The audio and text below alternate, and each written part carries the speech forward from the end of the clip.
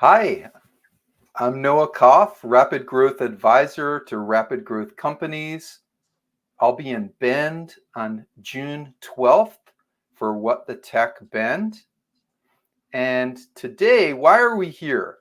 Well, if you're a leader or an executive or an entrepreneur, you are working all the time in the virtual office today, right? And you could be hiring, you could be pitching, you could be selling your ideas, and how can you show up better? That's why we're here today. And you may be asking yourself, what are the specific ways that you can invest time, training to get better at doing this? And today I have the great honor uh, of having Lorraine Lee join us today. Lorraine, thank you so much for joining us. Thank you for having me. Hello, everyone. Hello. Um, you are the master at this, and you have been developing your personal brand.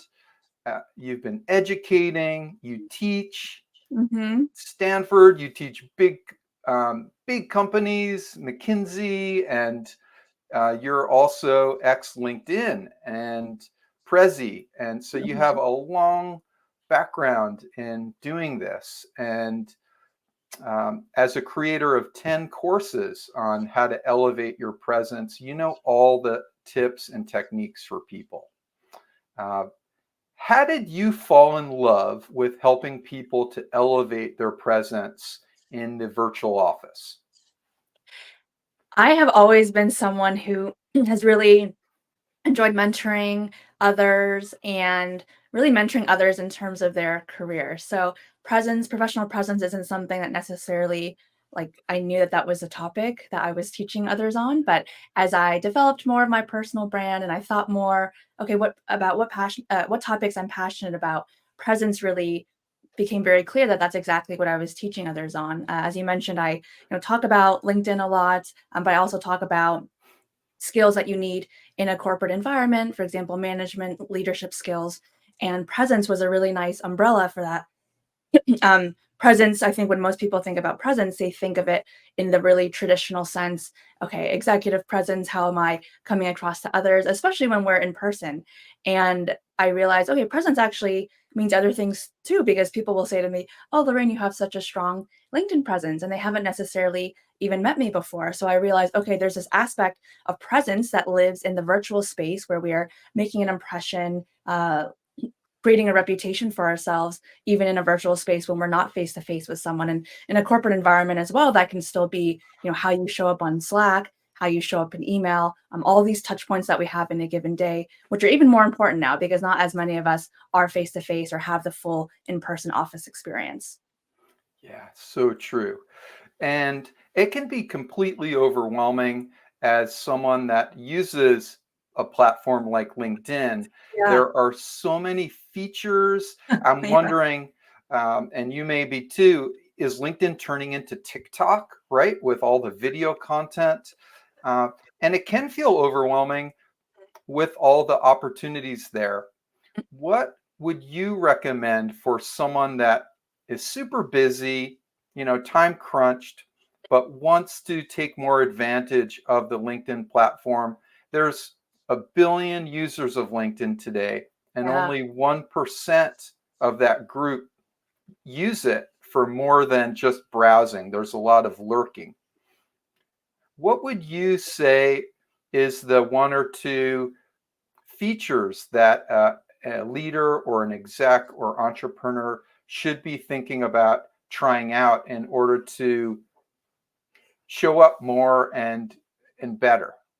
Yeah, well, you're exactly right, Noah. LinkedIn can be overwhelming if you are, especially if you haven't been on it for years, right? Or you only think of it as a job site and you're coming on LinkedIn, you're like, oh my gosh, there's just so many things that have happened, since I've last been on it. So just want to normalize that feeling if others are feeling that way. The first thing I would say is really to focus on the foundation, which I consider to be your profile. So making sure that your profile is up to snuff, that you have a background photo, that your experience is filled out, that you have testimonials and recommendations, and you have a nice profile photo. So all those things I think are really critical as that first foundational step. So don't worry about the content and all of that yet. Once you have the foundation, then you can start thinking about content, engaging with others, networking, right? Which is what LinkedIn is really made for. I think, to your point, LinkedIn is really focused now on what I say are the three C's: content, community, and conversations. And so get the profile good to go first. And then when it comes to the content piece, which is sort of those building blocks on top of it, I say don't feel the pressure to be a thought leader or to be a content creator. You can, a lot of it's a mindset. Like you can still post content and engage with other people without that needing to be your end goal. Think of it more as relationship building, learning from others. And so you don't even need to, post initially. I like to say commenting is a really great first step to do that. A little bit lower stakes, lower pressure, because it's not just, your name sort of, or content coming out from your name with an individual post. So commenting is great. And then sending people a connection request, people who you've been interested in meeting. Once you have a good profile, that's going to really improve your chances of being accepted and being able to build that conversation. You say that facilitators are the new entertainers on LinkedIn. Tell me more about that. Yeah, so that statement was a little bit more about meetings. So when we Mhm. show up to meetings are just a dreaded dreaded thing and often very Mm, unproductive. And so mm, if you want to lead a meeting impactfully, be, putting yourself in the mindset of, okay, I need to be an entertainer and I'm not just here showing up, just going through, the list of things I have to go over, but I have to start off a call with really great energy and the right just the right tone. Like Noah, behind the scenes, we just did a breath exercise before getting on. I'm like, wow, this put me in the right mindset. This is something different. Like, this is going to be a really great experience. So, just things like that, where you are putting people in the right mindset, getting them ready for what's to come. That's what I mean by entertainer, and realizing that you have to put in a little bit more energy as well, especially in a virtual space, because virtually we're all just lower energy, I think. We're at mm. home or relaxed. So, really to add a little bit more energy than you think you need to make sure that that's actually coming across through the screen. Fantastic. How important is video today for people that want to develop a personal brand? Some people may think about text, others may gravitate more to video. How important is video today to show up? I don't think video is a necessary thing that you need to be publishing all the time in order to build a brand. I know many people. I have a friend the other day, I was helping her with a video, and she's like, oh gosh, this is really hard. I'm just like a text person. So, if text is your thing, that's great. I do think it is important to know how to show up on video and have a video presence, because so much of our interactions are happening virtually, right? So, whether it's a LinkedIn Live, whether you are in a team meeting, how you show up and how what your presence is on video is really important. Now, if you're trying to build a brand and video is not your thing, that's okay. I think there is a benefit to getting on video. People see your face, they hear your voice. It just feels like they can get to know you a little bit better. But I wouldn't pressure someone to be pumping out a bunch of videos if they're trying to build their brand. Again, understand how to create a strong video presence, but it's not something that you have to be doing every day. Although I do think there are benefits if you can get comfortable in video, and to know that it does take some time, it does take some practice. You don't have no one's expecting you to get on video and just be super comfortable right away. It is something that you have to practice. It's a skill, but it's a skill, right? So it is learnable. It is a learnable thing. And just like this going live, it's something that you and I have both learned. Let's talk about our first cringe experiences going live. I'd love to hear yours and then I'll share mine. Oh gosh, I don't know if I had any like a specific one where I'm like it was cringe, but I feel like just anything that I did in my beginning days when I started doing virtual keynote speaking and just getting on video, I personally just was a lot more nervous. Hmm. I was probably a little bit more scripted. Hmm. You sent me, for example, the questions the other day, and maybe, a few years ago, I would have been jotting down bullets and just practicing, practicing, practicing. Now I've done it enough times where I'm like, okay, yeah, these are great questions. I know that I can answer them, and so I didn't sort of sit down for a long period of time just writing all that out. Yeah. So it is a learning process, and but yeah, I'm much more comfortable now. It really is repetition and practice makes such a difference. And I would say probably the most cringeworthy thing is when I rewatch myself. I don't think Mhm. anyone likes rewatching themselves, but it is an important way to learn how to improve, and maybe you have some funny quirks that you didn't realize that happen when you're on video. So that is probably I still cringe when I have to watch myself, but I still continue to watch myself because it's a really great way to improve. What would you say is your top tip for someone that has never gone live or is preparing to do something like this? Is there a top tip that you would offer to someone? I would say to think of the LinkedIn Live as a conversation. I think a lot of Mhm, people get nervous because they think they have to be perfect and everything has to be super buttoned up and they can't mhm. use an here or they can't stumble over their words. But it's okay. Just think of it as a conversation. Think of it as it'll help you just get a little bit less nervous, I think, and just also come across as more natural. And I think that the mindset piece is really critical when you're doing any sort of public speaking or any sort of like video interview like this. I totally agree, and that's exactly where I also developed was just thinking about talking to one person and having Yeah, that conversation with that one person. A lot yeah, of people freak out thinking about, hundreds or yeah, thousands, or yeah, maybe I'm going to be speaking to like tens of thousands of people. And in yeah. reality, you're just having a conversation with one person or maybe a small group, and that's the only thing that you really need to focus in on. Yeah, that's a great tip, and I think I'm, more introverted, I don't know about you, Noah, but I think when you Mhm. can kind of focus on that one person, that also dials down the nerves a little bit. Yeah, totally. So I would like to do a quick lightning round with you. I've been reading your Okay. blog and I've got some of the snippets of things that you have written, and I would love to read them. And then you could just give me a quick response of what you think that means to you. Okay, How does that sound? sure. Does that sound like Yeah, fun? sounds good, yeah. Okay. All right. So companies come and go, but your personal brand is forever. Mm, yes, so I went through my first layoff end of 2022. uh, part of the mass tech layoffs happening, and I had already started developing my personal brand before then, but I realized, especially after that layoff, that wow, because I had my personal brand, I felt confident in whatever I chose to do next. People knew who I was. I stayed top of mind. Um, People wanted to support me, right? They knew who I was, and so yeah, that these days, especially in tech, just more and more layoffs are happening. Mm, You can't expect to rely on your company, and you also don't want to tie your identity to that company because you just don't know what can happen, whether they lay you off or whether you decide to leave. So personal brand will stick with you forever, and it's something to just constantly keep building and just strengthening over time. 100%. I read on your blog, no one is thinking about your mistakes as much as you are. Tell me more. Yeah, so that's gosh, we all have a spotlight effect on us, and Mhm, especially in my early career, even like a little typo in an email or, mhm, "Oh, I sounded awkward in that presentation." mhm. Everyone's just thinking about their own mistake, their own typo, their own fumble in their presentation, and so this is just a reminder to think about it, that's fine, and then just forget about it. There's no point in dwelling on it. No one is thinking about it except for you. Open up your mind space to the next thing, how you're going to improve or fix that in the future.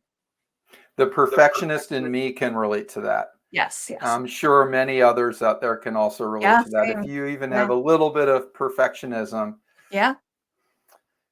build relationships with strangers on LinkedIn. Tell me more. Mm.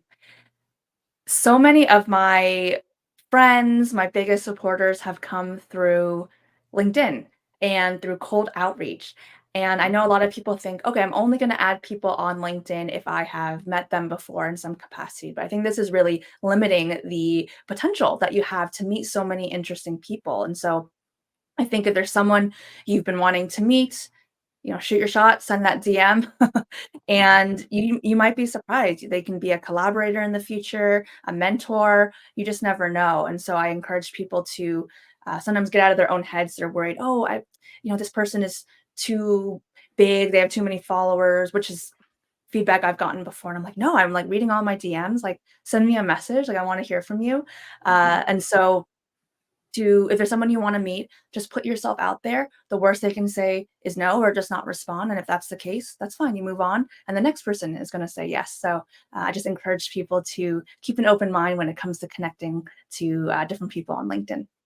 Love that. Showing up is half the battle. Tell me more about that.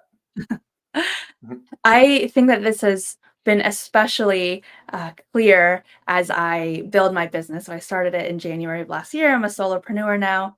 Mhm. And just talking to more people who are thinking about going off on their own, or even, if they're still in corporate, I just realize more and more that taking that first step, taking that action is often the hardest part for people, and that's one of the biggest ways that you can differentiate yourself. Like, I am going to take that Mm. action. I don't know if it's gonna be successful, if I'm gonna fail, but I'm doing it, and I'm being brave, and, I'm pushing past any sort of limiting beliefs that I have. Mm. I love that. Yeah, one of my coaches says, just drag the fear behind you. Yeah, All right. exactly. Yeah. Um, yeah, showing up is half the battle. I absolutely love that. Completely agree. Heck yeah. Uh, Another one you say is continuous learning is key. Tell me more about that. Yeah, I'm someone who's always just loved upskilling. Even when I was in college, all the classes I enjoy the most were the ones that were very pre-professional focused. And so I think always learning new skills, and that part of that can be meeting new people, right? I think that's just really important to constantly make sure you're up to date on things. And I think moving forward, degrees and things like that are going to be less important, and I think your skills are Mm. going to really be what sets you apart, skills-based economy, and in order to build your skills, you have to constantly be learning, taking workshops, going to events, reading, right, interacting with people on LinkedIn, so, that's where that comes from. What's one or two of your courses that you think for a leader or entrepreneur could be really powerful with the tactical side of some of the things that we've been talking today? I know that you are a creator of 10, Yeah, maybe it's 15 now, with 15. Okay, a few more on the way this year, so yeah, it's jumped since, oh gosh, what are my amazing. favorite ones? Yeah. So I have one coming out in a little over a week or so, Hmm. and that's going to be on self motivation. So I really like Ah, that one. That one felt very close to my heart as well, just because it's such an important thing, especially as an mm, entrepreneur. So that one is coming out. Other popular ones I've taught how to give and receive feedback. mhm, I think mhm, is a popular one, and that's super important if you want to grow in your career. How to speak so others will listen is also one of my most popular ones. And then I have a course on nano tips for new managers, and the mhm. tips can technically apply to any level, I think. But that's always just for anyone leading out there. I know managers don't always get the support that they should be getting to lead effectively. So that course, I think, is also a helpful one. Fantastic. You are called the feedback queen. Tell me more about that. Yes, so I am just someone who, feedback is uncomfortable. No one likes feeling like they're criticized or that they're not doing something right. But I realized early on that feedback and being open to feedback is just such a differentiator because people do get defensive and not everyone is good at receiving feedback. So if you're someone who shows that you are open to it, that you're willing to learn, I feel like that's just such a positive thing. Who doesn't want to work with someone who's open to things and not just, oh, this is my way, I don't want to be open to what you have to say. So feedback is really important, both in terms of receiving it, giving it, all of that. And yeah, I just am always asking for it. It's a little bit harder now as a solopreneur because I don't have colleagues necessarily, but I found a nice network of other people doing similar things. And I actually made a post on this yesterday, I think, some solopreneur reflections. And I'm like, oh, actually, sort of everyone I engage with on LinkedIn is my colleague now, and sometimes people will voluntarily give me feedback, both positive and constructive, and I'm always Mhm. really happy to hear it because if they hadn't told me, I wouldn't know, right? How Mm. things are sort of resonating and how things are coming across. So, yeah, feedback is key. Tell me about your approach to create an open doc. This Oh, is the like the README the document? README, exactly. Yes. Let's talk So about your approach to a README and who should create a README and why. I think everyone should create a README. A README is essentially an operating manual for how you operate. So they're also called personal operating documents, I think. There's a lot Mhm. of different names for them, but a README is essentially a really great exercise for you to reflect on the way that you work. And then also, when you share it with your colleagues, you learn a lot more about each other. There will be key areas that you would want to include, like how I like to communicate, maybe how I like to give and receive feedback. In my document, I have a section on how I manage people and sort of my Mm. mentality on management. But things you might include are okay, I am someone who, if I Slack you, Noah, I would love for you to give me an emoji response so I know Mhm. that you saw it, like little Okay. nuances like that. Mhm. Or you can go more broad, like Noah, I'm someone who really likes to talk about more complex topics face to face. I don't like it over email. So just Uh, understanding your coworkers a little bit more. You don't have to follow every single thing I say, to the T, but just knowing generally how I like to work, how I can better interpret information, I think is really critical. I like to share this example where I had this coworker who said, "Oh, I don't actually like small talk." And I'm hmm. like, wow, I mean, okay, I'll get on a call with you. Forget the small talk. Let's just dive into it. And I'm sure she was a lot happier, that I didn't try to push anything like that. So again, you can learn a lot of really interesting things from your colleagues and also just about yourself. It's a fun reflection exercise. I love that approach. I haven't, full transparency, I don't have one of those yet, but it's on my list of things. Nice. Okay. Such a great approach for managers and Yeah. leaders to Yeah. get people, particularly for virtual teams, as part of Yeah. onboarding. It just speeds up that Exactly. whole onboarding experience, and Exactly. Yeah. people quickly know how to be managed and how they can work more effectively as a team and Yeah. for culture to develop better, Exactly. healthy Yeah. culture. Yeah. Um, that is fantastic. Tell me what things coming up are you excited about this season? Do you have any Ooh, yes. events or things that you want to share with the audience? Yes. Well, thank you for asking.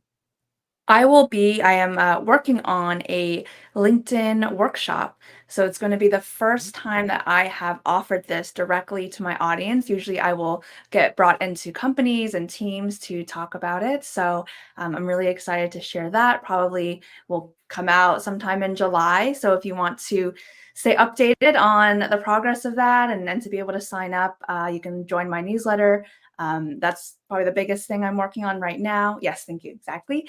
LorraineK.com/subscribe for my newsletter. And then I'm continuing to, do speaking and training. So if anyone in the audience thinks that I can provide value to your team on topics around professional presence, executive presence has been a particularly popular one, executive presence and building your brand at work. So feel free to reach out if that sounds like something interesting. Fantastic. I highly encourage you to visit Lorraine's website. Not only does she have small video trainings that she publishes all the time and also through her newsletter, but also templates to improve your LinkedIn profile and make that bulletproof. She makes it so easy for you to do that, totally free. So go and scoop those up from lorraineklee.com.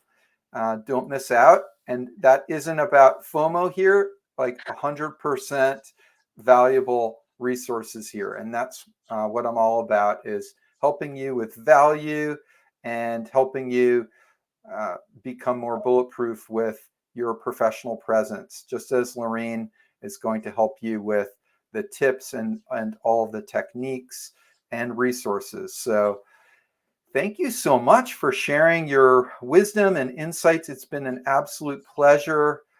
Is there anything else that you would like to share before we wrap up today? Um, I would just say connect with me on LinkedIn. All of you are, or many of you are probably watching this on LinkedIn. So follow me, send me a connection request. Would love to stay in touch. And thank you, Noah, for having me on. This was wonderful. It's a pleasure. Thank you so much. Uh, I love learning from you, and I'll see you soon. Sounds good. Thank you.